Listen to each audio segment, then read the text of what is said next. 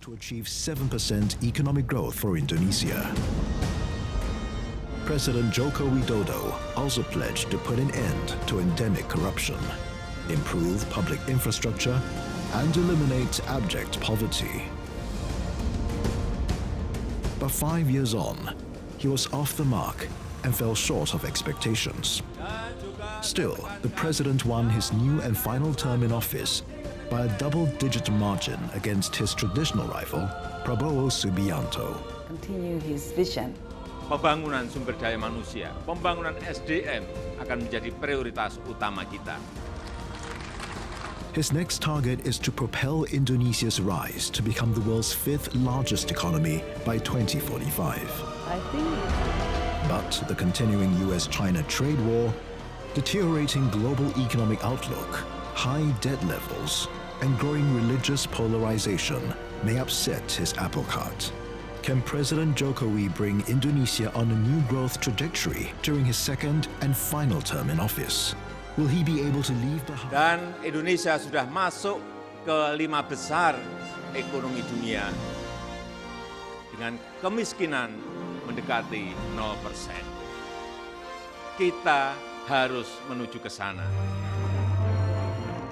20th October 2019, the day when President Joko Widodo was officially sworn in as Indonesia's president. This will be the 58-year-old's second and last term in office, leading the world's biggest Muslim nation before the mantle of leadership is passed on to a new leader in 2024.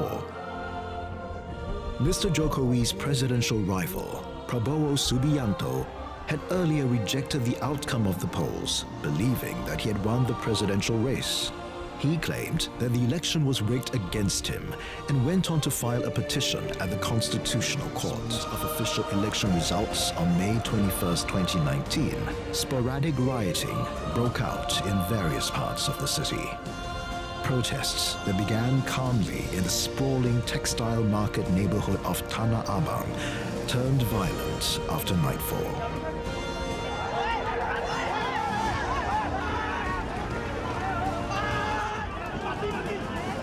Police responded by firing tear gas to disperse the crowd. Local media reported that 9 people had died and 200 people had been wounded. About 30 people were detained for plotting strikes during the rally. They were associated with Jamaah Ansharut Daulah, or JAD, the largest Indonesian pro-Islamic state cell. In June 2019, Indonesia's Constitutional Court arrived at its verdict. A panel of 9 judges unanimously ruled against the former Army General Prabowo Subianto. In an attempt to calm tensions, Mr. Prabowo met President Jokowi for the first time since the divisive poll in April. Both leaders then took a ride together on the country's first MRT line. Improving the skills base of its working population would also help the country attract more foreign investment and offset its persistent current account deficit. At the moment, Indonesia is struggling to attract foreign direct investments, losing out to many countries such as Malaysia, Vietnam, and Cambodia. Last year, its FDI dropped 8.7% to $29.3 billion. Indonesia also suffers from a huge shortage of engineers. Based on the data compiled by the World Economic Forum in 2015, Indonesia produces less than 50 engineering graduates per 100,000 population. Thailand produces 87, Vietnam 105, Malaysia 175, and around 200 for Singapore to achieve these lofty goals. But Mr. Jokowi remains focused on shielding Indonesia from the external headwinds by delivering on major reforms investors have been demanding. And this includes cutting red tape and streamlining processes for businesses.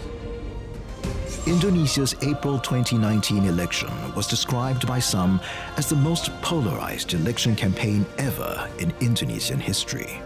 The poll was marked by a surge in populist rhetoric and identity politics, a new phenomenon that has left the electorate deeply divided along religious lines, between the moderates or pluralists and the religious conservatives.